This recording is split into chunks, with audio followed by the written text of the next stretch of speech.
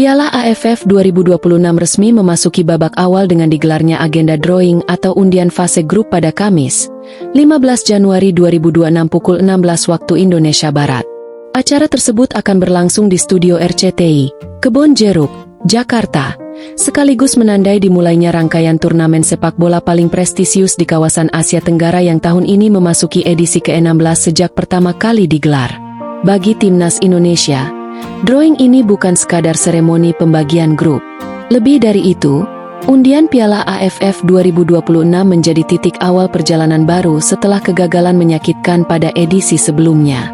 Dengan status menempati pot 3, Timnas Indonesia menghadapi realitas keras.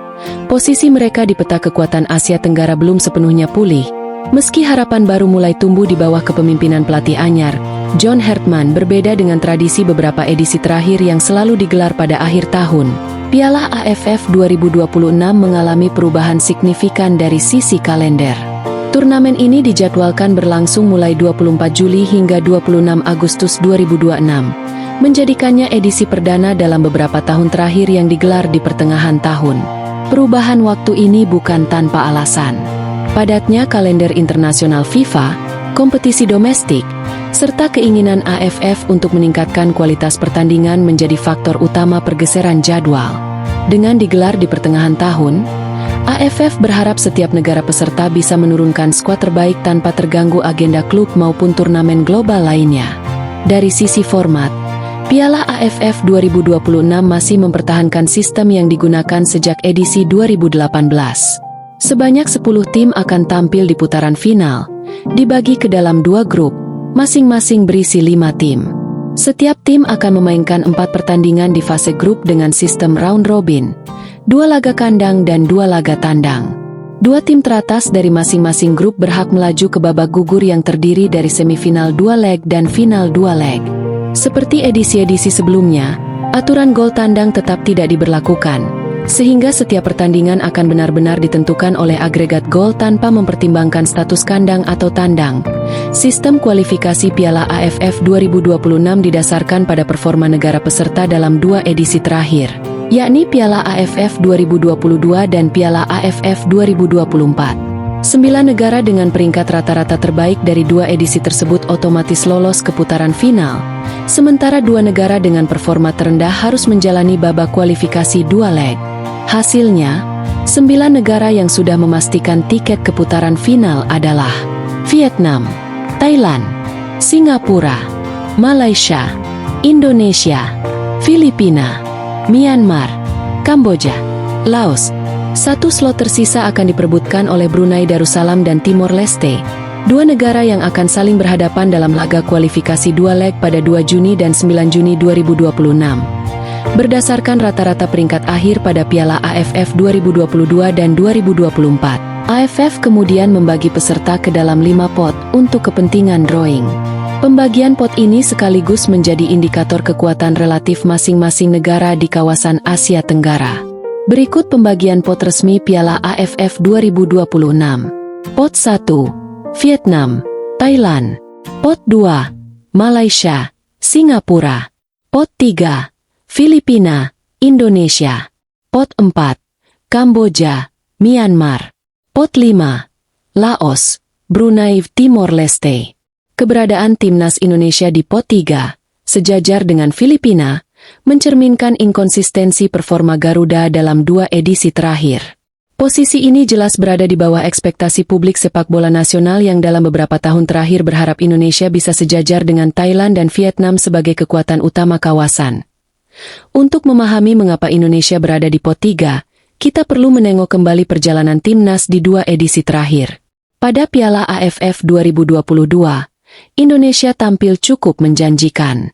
Dengan komposisi pemain muda dan senior yang relatif seimbang, skuad Garuda berhasil melangkah hingga babak semifinal. Namun, langkah mereka terhenti setelah kalah dari Vietnam, dan Indonesia akhirnya menempati peringkat keempat secara keseluruhan. Hasil tersebut sejatinya tidak buruk, tetapi belum cukup untuk membawa Indonesia ke level elit ASEAN. Masalah klasik seperti ketajaman lini depan, konsistensi permainan, dan mental bertanding di laga besar kembali menjadi sorotan. Situasi justru memburuk pada Piala AFF 2024. Indonesia datang dengan ekspektasi tinggi, tetapi performa di fase grup jauh dari kata memuaskan. Tergabung di grup B, Indonesia hanya mampu finish di peringkat ketiga, di bawah Vietnam dan Filipina. Akibatnya, Garuda gagal melaju ke semifinal dan harus puas menempati peringkat ketujuh secara keseluruhan. Kegagalan ini disebut banyak pihak sebagai salah satu performa terburuk Indonesia dalam satu dekade terakhir di ajang Piala AFF. Gabungan hasil 2022 dan 2024 itulah yang membuat Indonesia berada di pot 3. Secara praktis, posisi ini membuat peluang Indonesia bertemu tim kuat di fase grup menjadi cukup besar. Dalam drawing nanti, Indonesia dipastikan akan satu grup dengan satu tim dari pot 1, Vietnam atau Thailand, satu tim dari pot 2, Malaysia atau Singapura, satu tim dari pot 4, satu tim dari pot 5. Artinya, Indonesia hampir pasti harus menghadapi dua tim kuat sekaligus di fase grup.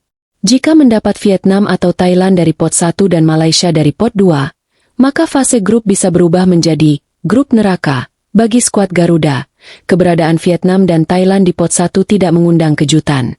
Dua negara ini bergantian menjadi juara dan runner-up dalam dua edisi terakhir, menunjukkan dominasi mereka di Asia Tenggara. Vietnam dikenal dengan organisasi permainan yang solid, disiplin taktik tinggi, serta regenerasi pemain yang berjalan mulus. Sementara Thailand tetap menjadi tim paling berpengalaman di kawasan, dengan kedalaman skuad dan mental juara yang sulit ditandingi. Bagi Indonesia, bertemu salah satu dari dua raksasa ini di fase grup akan menjadi ujian awal sejauh mana progres yang telah dicapai. Di pot 2, Malaysia dan Singapura siap menjadi ancaman serius. Malaysia, rival klasik Indonesia, menunjukkan konsistensi dengan finish peringkat ketiga pada 2022 dan kelima pada 2024. Sementara Singapura, meski sempat mengalami penurunan prestasi, tetap memiliki pengalaman dan tradisi kuat di Piala AFF. Pertemuan Indonesia dengan Malaysia selalu syarat emosi, tekanan publik, dan tensi tinggi, terlepas dari kondisi kedua tim. Faktor non-teknis ini kerap membuat laga berjalan di luar prediksi. Di balik tantangan berat tersebut, Timnas Indonesia kini membawa harapan baru dengan kehadiran John Hartman sebagai pelatih kepala. Pelatih yang dikenal sukses membawa Kanada bersinar di level internasional ini dipercaya untuk membangun ulang fondasi tim nasional Indonesia. Hartman datang dengan filosofi sepak bola modern, pressing intens, transisi cepat, dan kedisiplinan taktik tinggi. Ia juga dikenal piawai membangun mentalitas tim, sesuatu yang selama ini kerap menjadi titik lemah Indonesia di laga-laga krusial. Meski belum sepenuhnya terlihat hasilnya, publik berharap Piala AFF 2026 menjadi panggung awal kebangkitan Timnas Indonesia di bawah arahannya. Sebagai negara dengan basis suporter terbesar di Asia Tenggara, tekanan terhadap Timnas Indonesia selalu berlipat ganda. Kegagalan di edisi sebelumnya membuat ekspektasi publik terbagi dua, sebagian pesimistis, sebagian lagi optimistis dengan era baru. Menempati pot 3 bisa menjadi pedang bermata dua. Di satu sisi, ini menjadi bukti bahwa Indonesia harus berbenah. Di sisi lain, status underdog justru bisa membebaskan pemain dari tekanan berlebihan dan membuka peluang kejutan. Drawing Piala AFF 2026 bukan hanya soal pembagian grup, melainkan refleksi posisi Timnas Indonesia di peta sepak bola Asia Tenggara saat ini. Pot 3 adalah peringatan sekaligus tantangan.